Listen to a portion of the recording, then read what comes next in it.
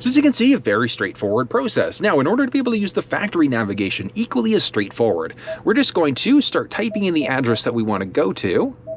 There we go, and we're going to default to the address that we've got there.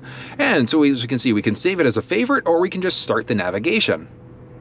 Obey traffic laws, be alert, and use voice commands while driving. Okay, so very Please straightforward. proceed to the highlighted route, and then the route guidance will start. So we do have the ability to mute the guidance as well if we'd like to. In order to be able to cancel out of an existing route, we're just going to press the X button and cancel the route off. And as you can see, it's now canceled out. As we jump into the menu, so we've got a few things that we can look at. So screen view, traffic list, the big one is going to be this navigation settings. So we can look at map preferences, we'll start off there.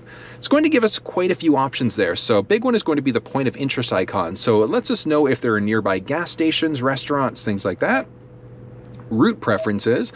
Do we want to have the fastest, shortest, most eco-friendly route, or do we want to avoid things like freeways, toll roads, ferries, cars and tunnels, etc.? So we've got the ability to select that, and that's going to build our navigation route based off of whatever preferences we've got. So we start to move back. Last one is going to be our navigation preferences, which is going to be the prompts that we get. So is it just going to be our voice? So turn coming up in 200 meters. Is it going to be a voice, a tone, letting us know if there's an upcoming turn? Those are going to be our basic preferences. We can look at our history, point of interest icons, etc. That's going to be the navigation there.